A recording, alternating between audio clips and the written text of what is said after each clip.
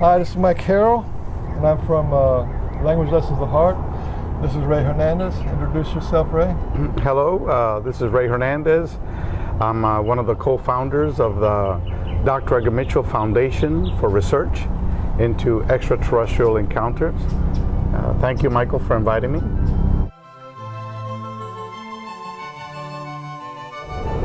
Today I wanted to talk about your experience with Free, and I have this vision, many people have this vision of this energy that's on the earth. It's like a healing and an awakening energy. And people are changing their ideas about nature, they're having spiritual experiences.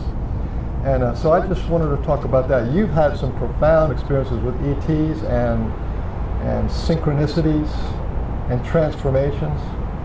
And I just thought maybe you would tell the personal story about what you were like before you got into all this, and then what kind of things happened to you. Okay. I also agree with you that there's a tremendous transformation that's taking place by non-human intelligence, which we really are totally clueless as to what it really is, and that individuals all around the world are being changed, transformed towards the positive. Now, in my particular case, I had an experience together with my wife, which started in March of 2012, inside our living room. A little background about who I was before that event. Before that experience, I was an atheist, agnostic at best. I wanted to believe in a universal creator, but my rationalist mind prohibited me from, taking that leap.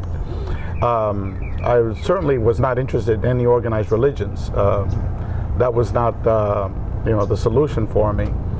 And also, I was a person that thought as what is termed a rational materialist. Someone that's science and research, and you have to show it to me in front of my face for me to believe it. And I had zero interest in the paranormal, in terms of ETs, aliens, UFOs, non-human intelligence, any of these topics, zero interest whatsoever. And that day, a miracle happened in our living room. Our dog had been paralyzed the night before. My wife was praying the entire night for angelic intervention. She was raised as a Catholic. And the next morning in our living room, this energy being appeared, took my wife and my dog in front of me. They just disappeared, put me to sleep for 45 minutes. And then when I woke up, she materialized again, and the dog was totally healed. And to her, they're angels, because she had been praying all night and called for them. And in my case, it literally blew my mind. I had no idea what took place. I couldn't rationalize it. And that was just the beginning of numerous types of experiences that occurred over an 18-month period. That's when it was most concentrated. And then it involved my wife, and involved my daughter, and myself.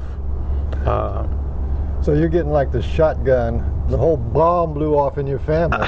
Yes, but most definitely. Immediately after that, 2 months later, my wife at night saw a big gigantic UFO shaped like a big gigantic blimp, except it was larger than a football field, with very powerful lights on either end. And she said, "Oh, last night the angels came and they visited me." I said, "What? What are you talking about?" Then she said that our dog woke her up at 3:30 in the morning, and she thought that she wanted to go to the bathroom. Now, this is a dog now that we were going to put to sleep, okay, that came back totally healed like a little puppy. Before, she was like an old lady with arthritis, barely walking around gingerly, like a 90-year-old lady with arthritis. She was 16 years old, and she was now acting like a little teenager. So my wife went downstairs, and she didn't go through the back door to do her necessities. She was jumping on the front door. She went down the stairs, and then she heard this loud noise, like a 747 jet above her. Then she looked up, and she saw this huge, gigantic craft. And It lasted for about a minute, and then it totally disappeared. And then I knew that this was somehow UFO related at that point. And then she went to Mexico for about a month afterwards, and she had numerous experiences, one after the other, tons of them, and both seeing UFOs with her family, as well as seeing humanoid beings dressed in white monk's robes that floated. They were 8 or 9 feet tall, very tall. They were like floating 1 foot off the ground. There was like 3 of them dressed in hoods, like a monk. And they floated right in front of her for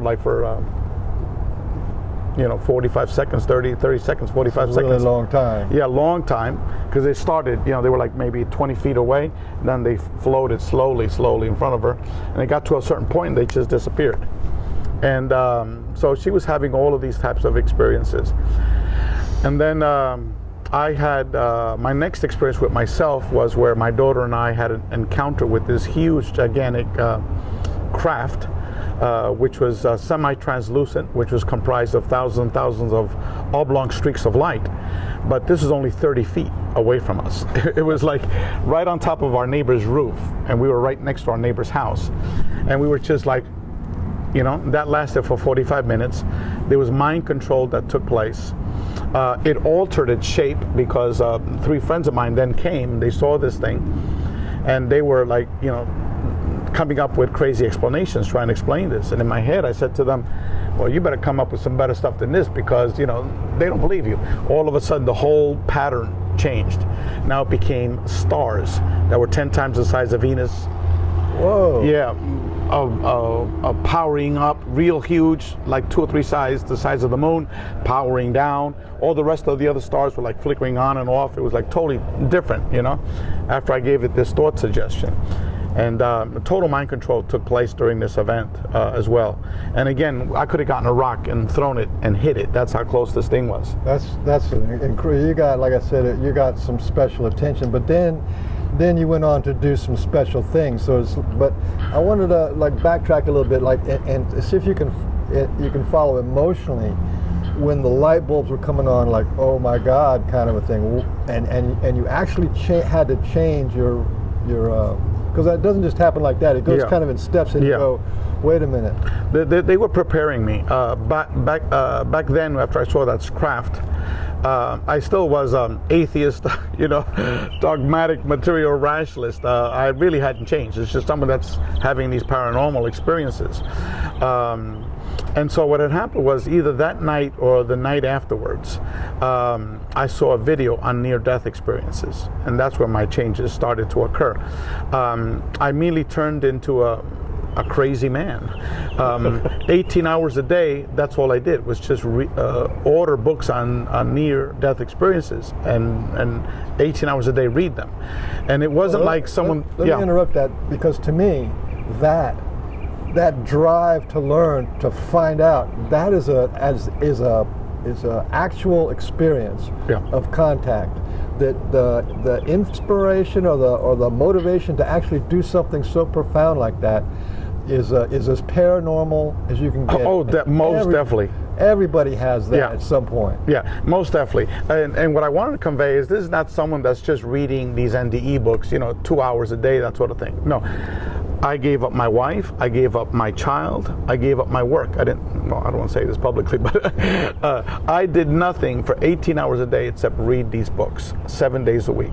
I didn't shave, I didn't shower, like maybe once a week, that sort of thing I would shower. My wife was at the point of divorcing me because I turned into a crazy lunatic, okay?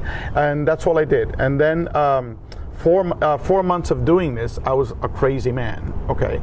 Now I know the reason why these entities did this, because I was a total atheist. In order to do the work that I'm doing, I had to undergo this spiritual cleansing, this transformation. So what had happened was, during these, my whole life, I'd never spoken to anyone about near-death experiences, absolutely no one. And then 3 days in a row, December 21st, 2012, December 22nd, 2012, and December 23rd, 2012, Friday, Saturday, and Sunday. The very first 3 people I ever mentioned near-death experiences to, all of them told me about their NDEs. The first one was my daughter's pediatrician. The last one was my own father. Okay. And I won't go into the details of what they told me, but by the second event, okay, Saturday night, I knew what was up, that these entities had arranged all of this, played it all out. And then I knew that it was connected to me reading all those books. Before it was like, what's going on, okay?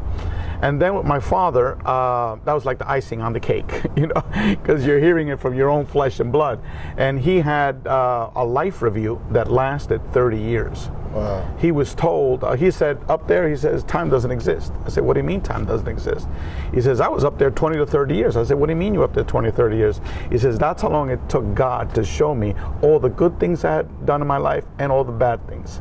So time doesn't exist. I mean, this is what I wanted to get at. Time doesn't exist. You can go in and out of your body. There are beings that help you, inspire you, and give you downloads of information. And everything that you think about reality is not exactly that. Exactly. There's more going on. Exactly. It was after that experience with my father that went into the details of his experience. That was totally time doesn't exist, as you said. He interacted with his deceased parents. In a spirit form. They presented him to this being that he associated as God. He relived in his body again. All of those experiences of his life, and not only from his body, but from the body and mind and consciousness of the other people that he had affected. Okay, this is tremendously profound. So that night going home, I rolled down my windows, and for the first time, I spoke with God. Okay, never before. That first time I spoke with God and to these entities who I consider modern angels.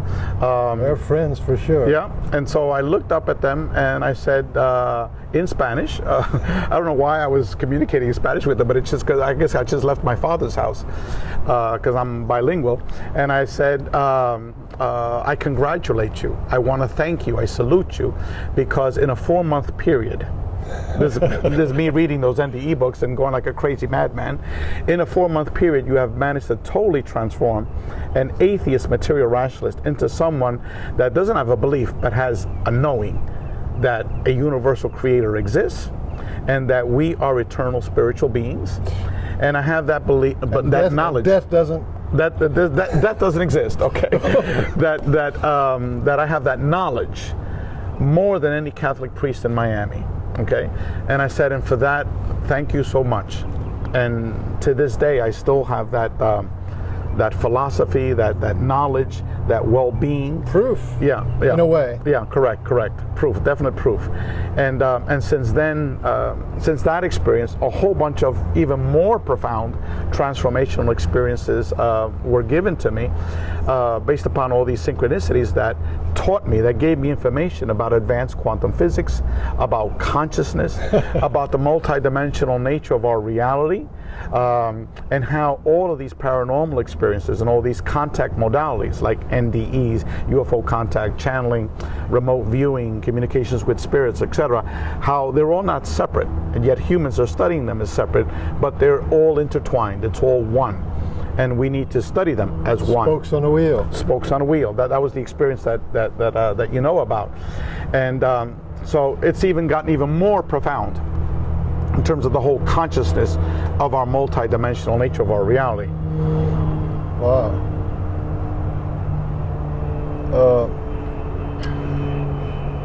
And this, the reason why we're talking is I wanted you to talk about how this is not just happening to Ray Hernandez and Mike Harrell.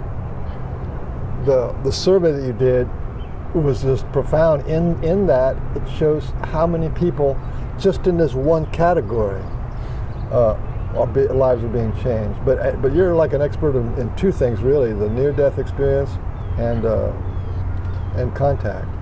So you can talk about how people's lives change. Okay.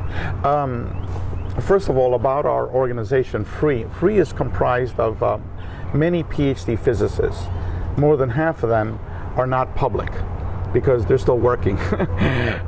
And anything associated with the topic of consciousness and how consciousness relates to quantum physics and contact is still a taboo subject within mainstream academia or mainstream research.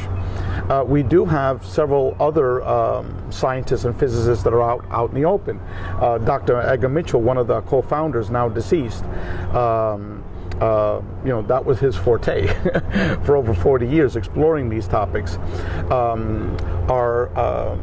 Our executive director of our organization is Dr. Rudy Shield, and he is a 75-year-old emeritus professor of astrophysics at Harvard, and he is an expert in cosmology, black holes, and also the physics of consciousness.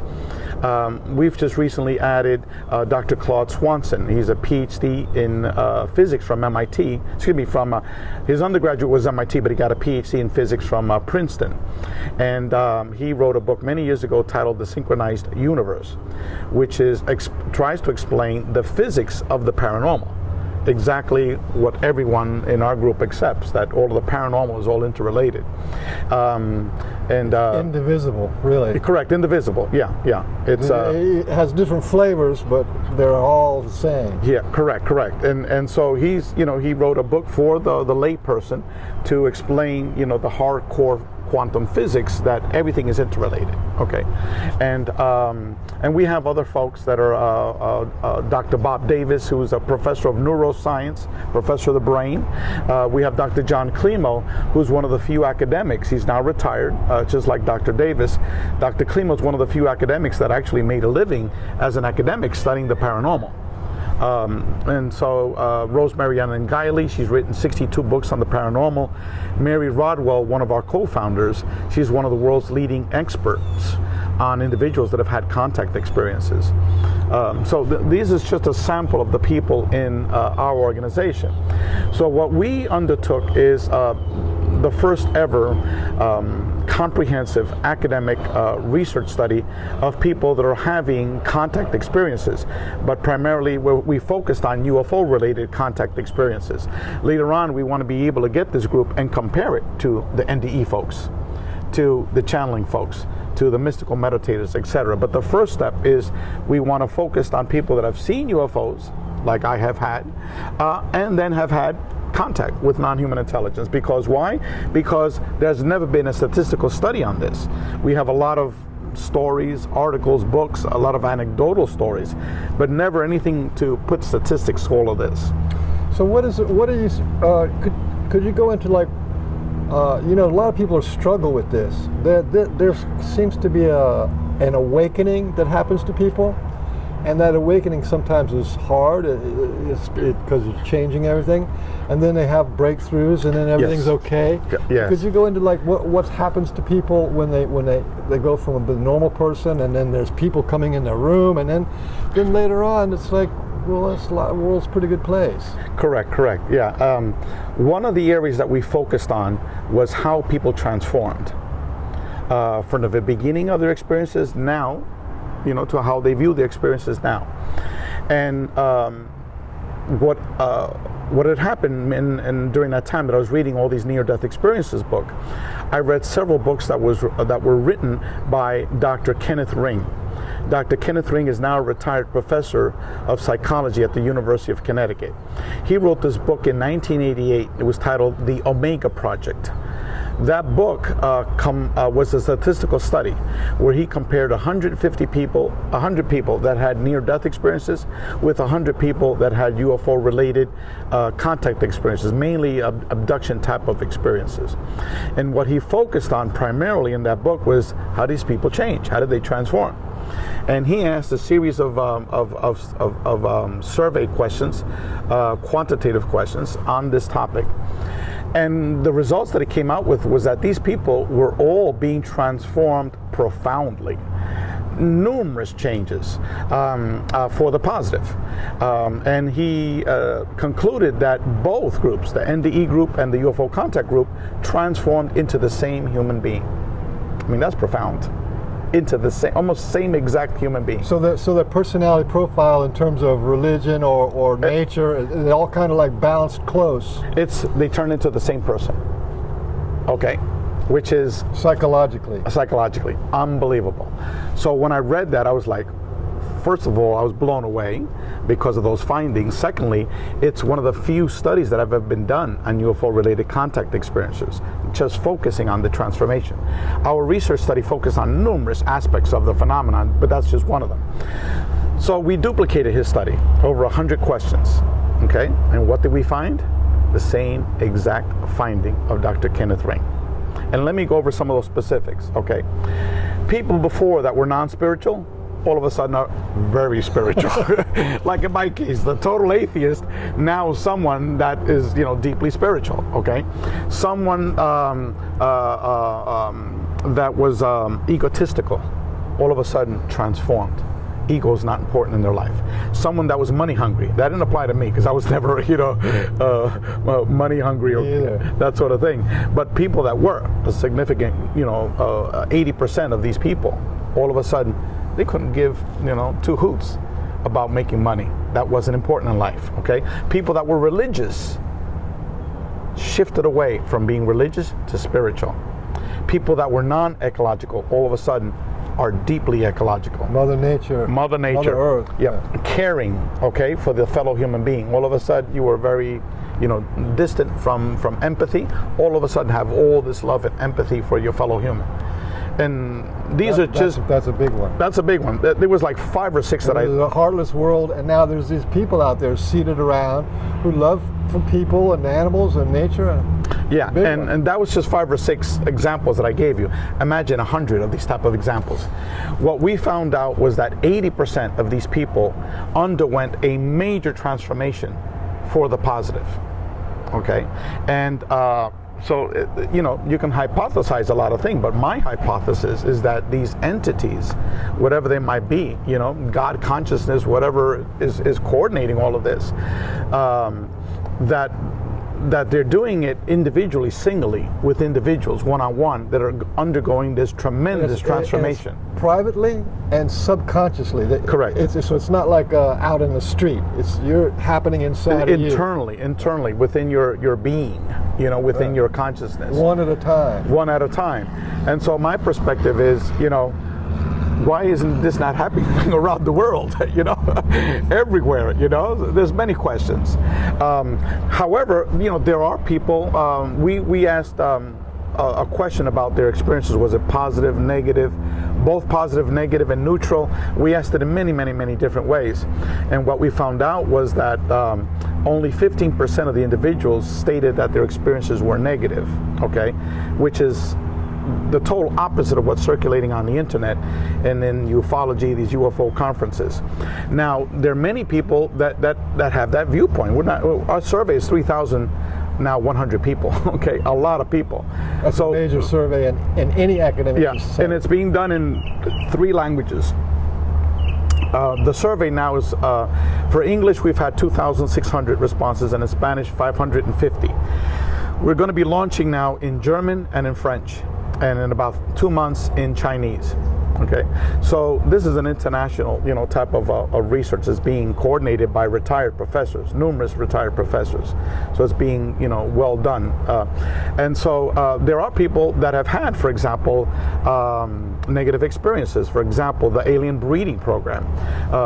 We've had almost 500 people that stated that they believe that they participated in an alien breeding program. And it wasn't pleasant. Well, for a certain large group, it wasn't pleasant. For other people, they've learned to take away the stigma of negativity associated with that, okay? Other people stated that they've given their consent to it, okay? But for those people in the alien breeding program, that's where the negativity, comes from a lot of the folks. That they've been put on a table, they've been examined, semen has been extracted, the eggs of the ovaries of the woman. So we know that part, is happening together with all these profound transformational issues. So for us as humans, it's difficult for us to, balance these things out. We know that this one area is taking place, is profound psychological transformation of consciousness, and on the other hand, these other things are perceived to be taking place, okay? A good majority of these information did not come from conscious memories, but they came through hypnotic regression, through lucid dreams.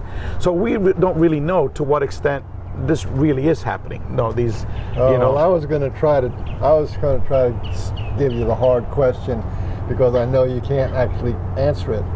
And that is, the question would be, how widespread do you think just the contact by ETs is in the world? I mean, I know nobody really has a real grip on it, Yeah. and it's hard to project, but you just for the fun of projecting, how many people in the world do you think Sure. are being affected by it? I could only give you by like my own personal experiences and what other people are telling me. First of all, we try not to use the word ET, because ET signifies a physical, being, like a little gray, that sort of thing, or a reptilian, that sort of thing.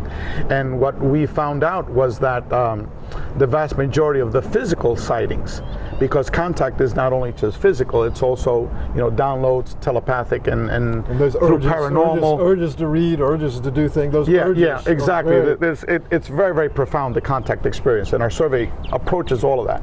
But in terms of the direct physical type of contact, where they're seeing beings, the number one type of being is the energy being. That's 55% of the people, and that's what I saw in my living room. That's profound. Yeah, 55% was an energy being. We've got in your head the ETs are It's a little gray. They're all little grays. Or they're these big Nordic guys.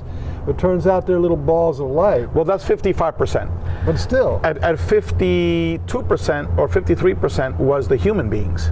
They look just like you and I. Wow. And there's not just Nordic types. They come in all shapes and colors, that sort of thing, the human-looking type of beings. Many times people see these, what they call ascended masters. And these people that come in robes. We've had over almost 400 people seeing these entities in robes. Like my wife, in a white monk robe. Huge percent. Yeah, a huge number. And many of them appear as, normal shape, 5'8", 5'9", that sort of thing. A little bit Asiatic, looking. And a lot of people call these ascended masters, because they're imparting a lot of instruction, Like a lot of knowledge to them. Tibetan monk kind of looking. Sort of look, correct, yes, correct, yeah. And so, and then the grays were 51%, the short grays. Okay, and then there was a whole other range of other different types of beings, like the whole kitchen sink of like all these different types of beings that people are seeing.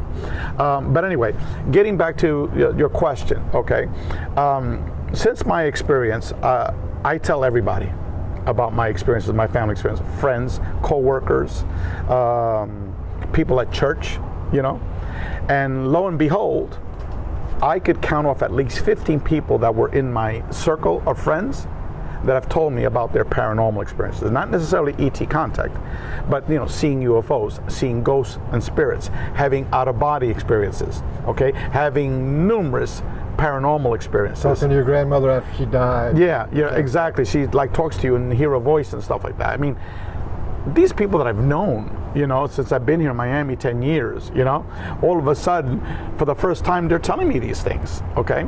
There was a lady that I spoke, which is a very dear friend of us. She told us about an experience in Colombia. The same exact story that Dr. Mack made famous, that he went out to, I think it was called Botswana, Rhodesia. These school kids, they saw this little UFO craft land, these little grays come out, communicating with them telepathically, mainly seen by young kids, okay? And then she described the same exact experience in Colombia, the same exact year, okay? And this is not a woman that's interested in paranormal, UFOs, whatever. She overheard me on the phone talking with someone in Spanish about UFOs. And then she goes, well, Ray, what do you know about UFOs? And I said, my wife's name is Dulce. I said, Dulce never told you about her experiences? She goes, no. I said, sit down, okay? And then after all of that, she then opened up and told me about what had happened to her. And I said, okay, let me come to the computer. Let me show you something. And I showed her Dr. Mack's video, and her jaw dropped, because he said the drawings that the children did about the craft and the beings were the exact same drawings. This is a Catholic school in rural Colombia.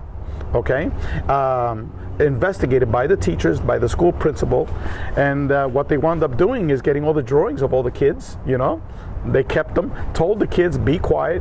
They told the teachers, keep quiet, and it never circulated. because it wasn't within the Catholic doctrines, So anyway, that's an issue that I need to tape record her, okay, to do the same thing that you're doing now with me, and get it translated, and then actually try to begin to investigate this case, because that gives more credence to the experience of Dr. Mack. And there was a similar experience that occurred in Australia in the 1960s that Mary Rodwell told me about. Same exact type of scenario.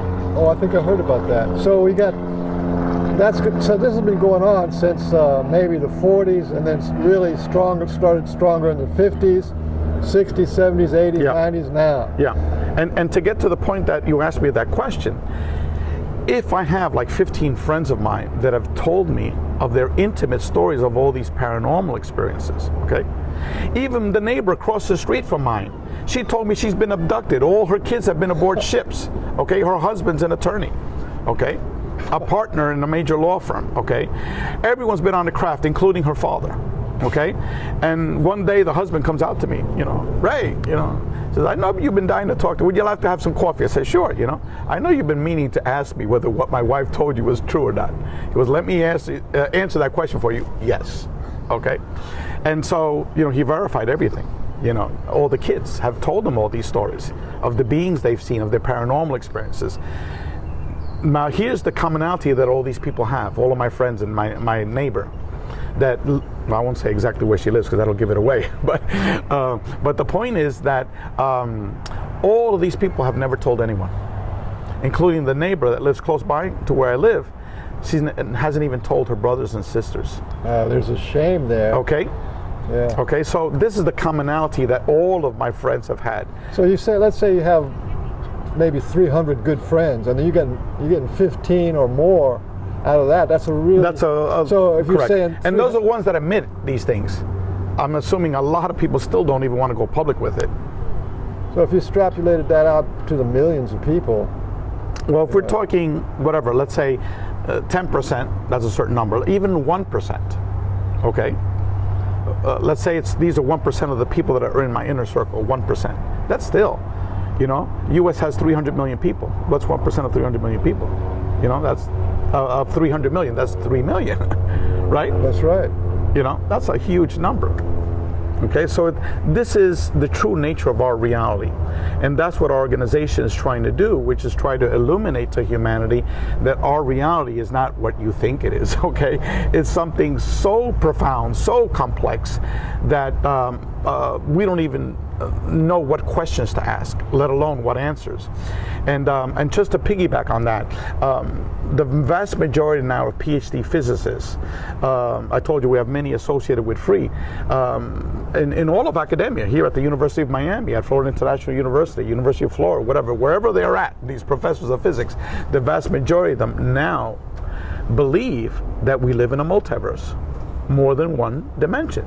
Now, come to grasp that concept. So for them, it's a fundamental reality that there's this physical, what we can see, and then there's sort of an something invisible else. Something on another something. Correct. And Michio Kaku, for example, who's one of the pioneers of string theory, most theoretical physicists now are string theorists because that's in vogue. That's what people shoot off. Okay, Dr. Edgar Mitchell and Rudy Shields, they're and other physicists associated with FREE, their perspective is this quantum hologram. Okay, whatever avenue you take in all of this, okay, the whole point is that each of these perspectives views a multi-dimensional aspect of our reality. Okay, so what we're demonstrating in our research study via all these types of paranormal experiences, where people are recounting past lives.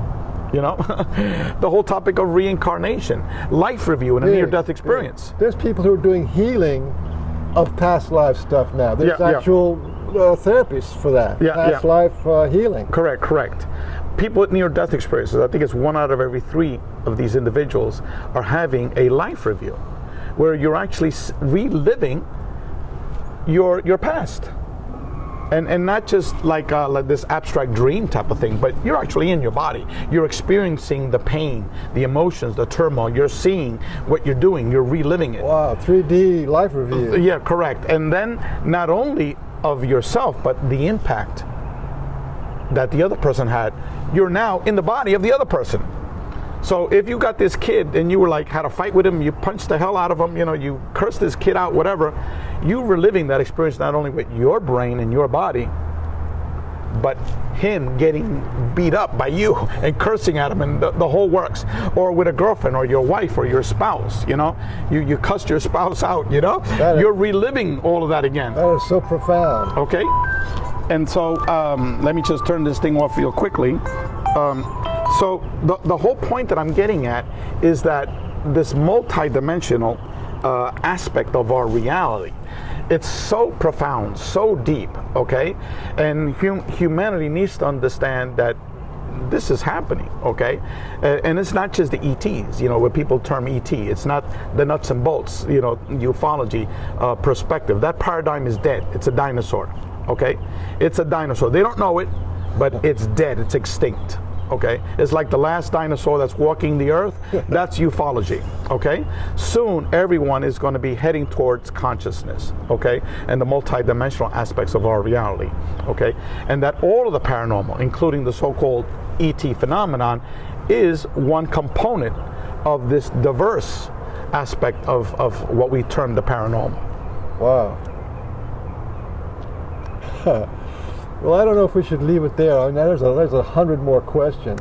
But one thing that I wanted to say is from my experience, like I've had some amazing experiences, but from my experiences, there's this energy, you can call it God, or that all these beings are working in harmony on so many levels that wants to bring about a transformation. And when a person like you, so there's the people in need, and there's this energy trying to fill that need. When a person gets in between there, oh my God, then all that energy comes through them to the people. And that's what I see what's happened to you, is you had this huge energy of transformation of the whole planet coming through you, and then you were able to transmit that out to all the people who are experiencers and to do your programs and talks, and that puts you kind of like in the juice. It puts you in the hot seat, you know what I mean? And that's a really great, profound place to be between the love that wants to help and heal and the people who need that healing. Yeah. This is happening all over the world with many, many people that are getting, if not the same, but very similar type of information in different ways, okay? But they're still getting this type of information. But unfortunately, many of these individuals have turned the information that they've gotten into sex or cults, or I've got the only answer. Everyone else is wrong. Or pay me if you want the or pay me. A lot of these folks are pay me. Now for some of these people, they're getting compensation to be able to keep the work that they're doing. It's not Stephen Greer type of folks, that is just charging $3,500 to try to go see a little ship, and the vast majority of the time they don't see anything. Okay, but many people are doing it just to try to make a living off of this. Like a lot of folks in Grupo Rama, they charge $10, maybe $100, which covers the lodging, the toilets, and things like that when you go out to the deserts. Yeah, very reasonable, that sort of thing. So there's a lot of people doing excellent work, but the problem is this whole thing of people saying that I'm the only one that has the answers. Okay, I've got all the clues. But our perspective from our organization is not just me. First of all, it's an entire organization, because half of our board are experiencers. Okay, they don't come out publicly. Okay, but half of our board have had contact. Also, all of them fully understand that we are totally clueless to what really is going on. I'm glad you said that, because there's this polarity, right? I know nothing and I know everything, right? So you have this body of PhDs who really, they hammer this out day after day, year after year, and then they go, I don't really know anything. Correct. Then you get a little lady in Ohio who's having some experiences coming to her, and then she goes, I know everything. I know absolutely everything in the whole universe. You know what I'm saying? It's like there's that. How can you can't really reconcile that we're doing that, Michael. That you have those both things are possibilities. We're doing that now as our organization, okay? We're getting the experiencers with the type of information that they're getting, And then our group comprised of not just PhD, scientists, but also lay people. People have been working with experiences for 30 years. Rosemary Ellen Guiley, Mary Rodwell, Giorgio Piacenza, et cetera, et cetera. Those people, together with the PhDs, and then analyzing the information that we're getting from the little old lady from Ohio, okay? And many of them are little old ladies from Ohio too, because many of the members in our group are getting this type of information. They're just not publicly, telling everyone, because it makes their work a lot more difficult, okay? And so it's a synthesis to begin to understand, what questions should we even ask? Edgar Mitchell told me on numerous occasions. He said, Ray, we know, Edgar, I've been to his house before he passed away over 20 times. We became friends, okay, and colleagues, and he was one of the co-founders for Free and on our board of directors. And he told me many times, repeated it over and over again.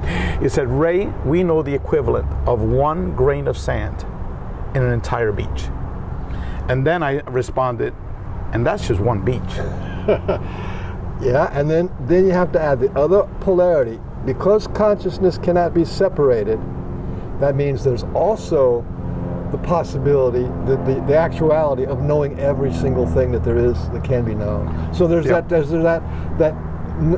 it's just too vast, but then there's something else in human beings that knows something so vast. Yeah, what we get... of course, that can't be translated into words. Well, we can attempt to. For example, many of these people that have had near-death experiences, they come back with the information that I knew everything. Yes. I knew everything. I just forgot now. It was taken away from me. But I knew everything. That was when, they were in this transition towards this other reality. Yeah, they're coming down to whatever it is. Yeah. A lot of people that are experiencers, ET experiencers, UFO contact experiencers, whatever you want to name it, okay? A lot of these people do not follow that traditional abduction route, okay? A lot of people all of a sudden get taken into a matrix type of reality. And I'm one of those. That happened once. Many other people, okay? And they're given information. Many of these people say the same thing as a near-death experience. Also mystical meditators, okay? Many of them get taken into a matrix type of reality, for lack of a better word, I'm using matrix type of reality, where there's nothing around, you're just consciousness, okay? And information is imparted in you. And many of them say that I was given knowledge of everything, okay?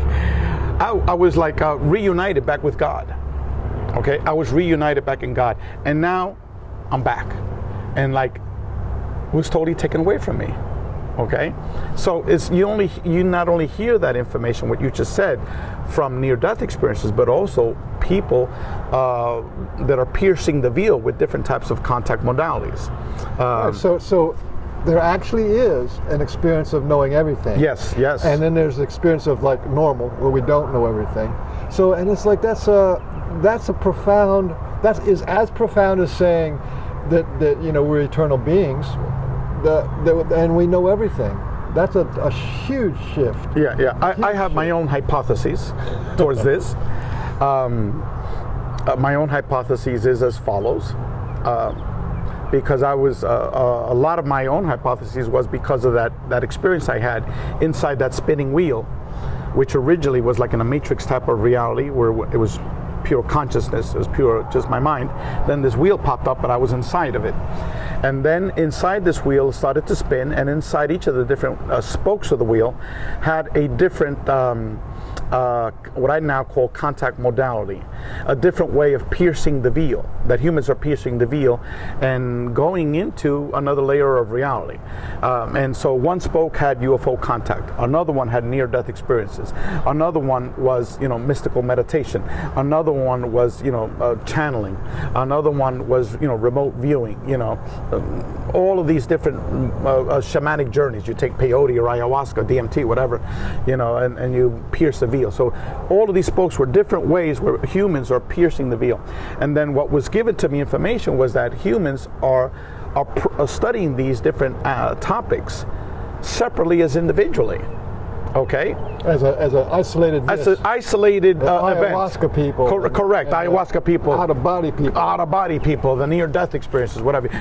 I went one Saturday to the near death experience International Near Death Studies Association event that they had in Orlando, and it was a major event. Okay, but yet their focus is, that's it, NDEs, okay? The people that study remote viewing, at the Edgar Cayce Institute, it was like, remote viewing, the out-of-body folks, out of body, the energy healers, energy healing, that sort of thing.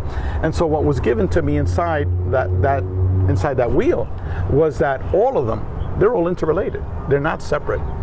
And that it's called consciousness, okay? Like notes on a scale. Yeah, and that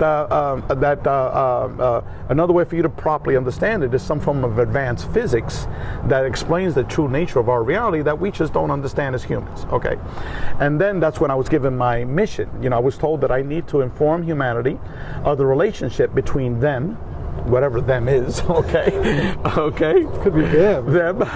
Or us, or whatever, but the relationship between them, the spirit world, which I interpreted to be the multi-dimensional world, spirit world. The spirit world and consciousness. So I need to inform humanity of the relationship between them, the spirit world, and consciousness. Okay? Poof. That's a big task. Yeah. And then it said, I will need help. And there's two criteria. There's not about making money. And the people that I bring in, it has to be people with minimal ego. And then poof, I was back in my car driving on 836 at 8:30 in the morning in a traffic jam. 836 is crazy. It's in the middle of a traffic jam heading into downtown Miami. Okay, so my hypothesis of what's going on is also the hypothesis shared by the vast majority of our free members, except that none of them have come out, publicly, but we openly discuss of it. Even Dr. Rudy Shields and Edgar, okay? And that is that there is a universal creator, okay? Not a biblical or religious type of figure, but a universal consciousness, whatever you might want to call it, okay? That we live in a multi-dimensional reality, okay? That within this multi-dimensional reality is littered with conscious, sentient beings. Being is not even a proper word. Conscious entities. Okay. Yeah. Whatever the terminology is messed up, but there's conscious, critters out there, that are all levels of hierarchy. From the physical, beings like we are, to highly evolved, for lack of a better word, spirit type of beings like that we associate as angels, that are right underneath God consciousness.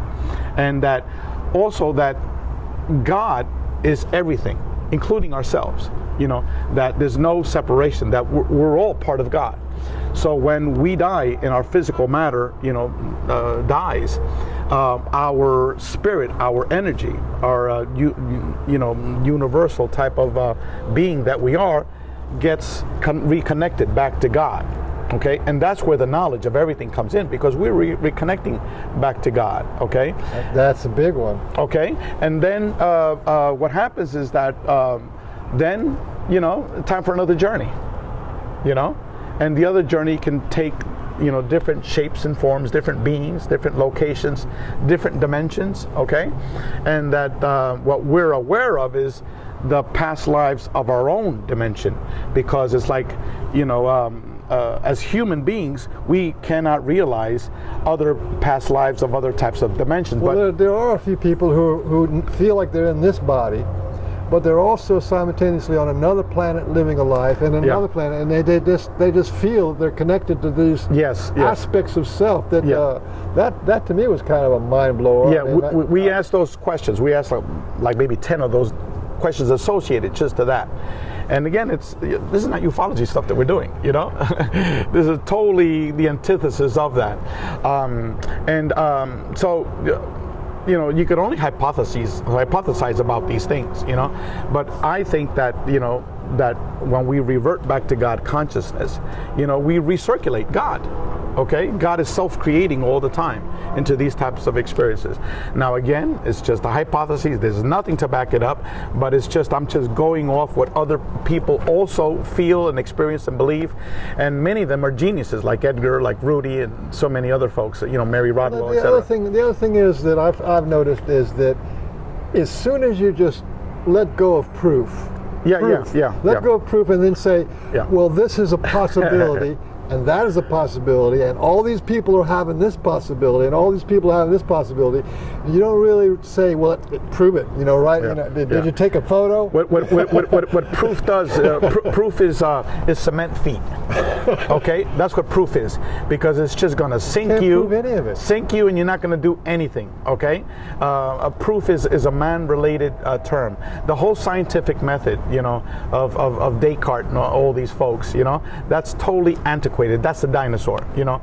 That'll be kicked out after ufology, but very, very soon afterwards. It's being kicked out now because quantum physics was the first boot up their butt, you know, because quantum physics shows that everything is all interconnected. Everything's entangled, everything's connected, you know, everything's in every place at the same time. Correct, and they've been able to prove that, you know, through different types of, you know, physics types of experiments.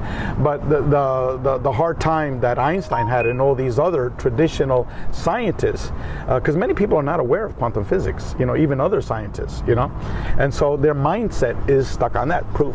And the quantum physics aren't aware of the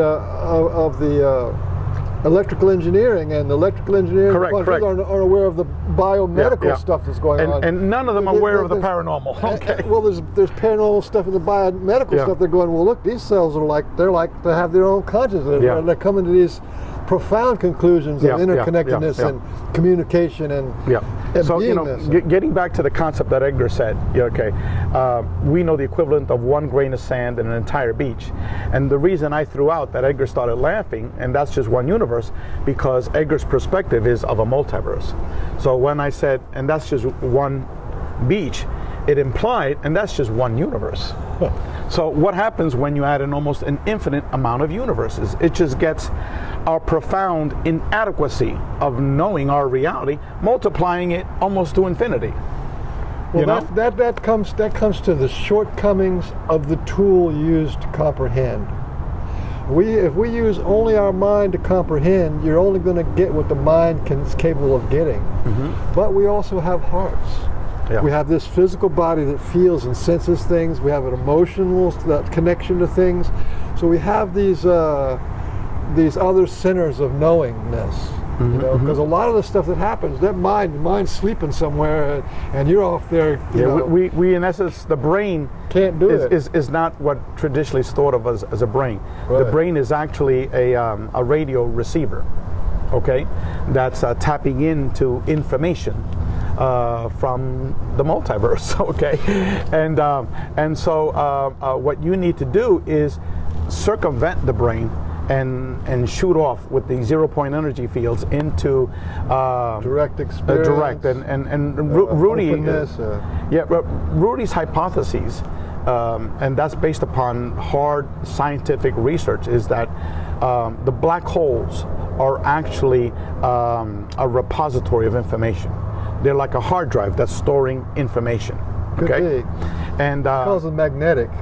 Well, he wrote numerous types of articles on that, and now it's accepted by most of the astrophysicists that black holes actually store information. Okay, now imagine that. Okay, Rudy said that the black holes are the Akashic records, where our brain, as a receiver that transmits and receives information, is able to zoom up to these storage devices, grab information, and pull it down back to us. He said that these black holes might operate as the neurons of God's brain. Very possible. Okay. And that if we're in a holographic or a fractal universe, that means that our system of consciousness is set up the same way, in that we have thoughts are electric and emotions are more magnetic, so we remember things in our striated muscles in our being.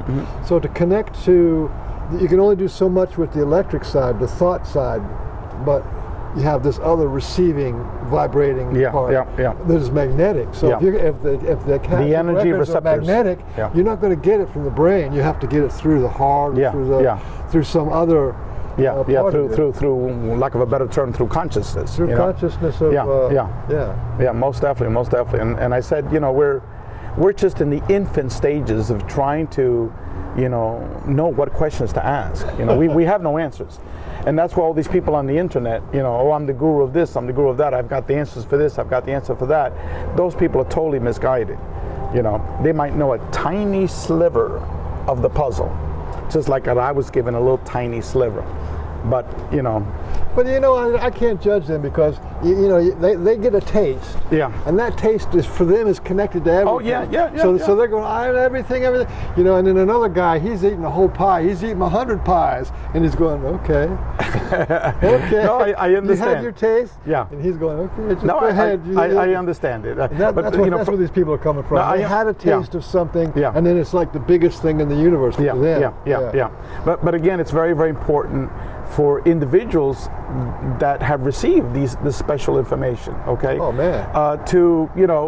To be very careful not to present yourself like as a cult figure, like as someone with these special gifts or anything like that, and to have all these followers and things like that. You're just someone that's receiving special information like millions of other people are getting it, some more profound than others.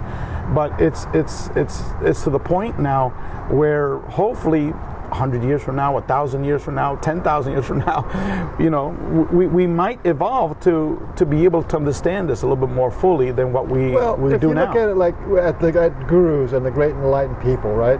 They all say different things, and they're all saying in a different category. Oh, you should do this and do that. Another one says this and that. But when you start to take them all in, it all kind of saying the same thing. Yeah, correct. Same thing. So in the long run, all this is going to wash out, all the limited enlightenment will be connected to, will be sort of fit in with the full blown, it'll all wash out. Well, let me sort of like maybe put a closure to this interview, and with this concept, okay? Individuals that have had near-death experiences, okay, and they communicate with this being that they identify as God, okay, they always state that the most profound experience that they had with this being is a sense of love, okay? They go near that being, it's like you get the most love that you ever had in your life as a human, and you multiply it by 1 billion. Right. That's how it was. Right. And the information, in terms of direct information that this being conveys to these individuals, is that money's not important, okay? Politics is not important. Religion is not important. What matters is love and how you treat your fellow human being. And I'll have to add to that. They may not remember everything that happened to them up there, or be able to communicate it. But when they come back, they still feel the love. Exactly. That comes with them. Exactly. They still feel the love for nature, their family, for a little bug, or whatever it is. They're feeling that compassion, and that's profound. That is profound. And that's what's taking place with the UFO-related contact experiencers. Is this profound transformation? There is a loving intent. That's falling down on Earth. Yeah. So what we're trying to do is try to make heads or tails of what the hell's going on. But at least most of the basic religions have that as a foundation. Love. Treat your fellow human being with love and compassion. I guess if you were to try to find one common denominator, compassionate Buddha. That would be the one common denominator. So it's a universal theme, that's taking place. That is a great place to leave it. With love. All right, brother. Most definitely. Thank you. Thank you, Michael. All right.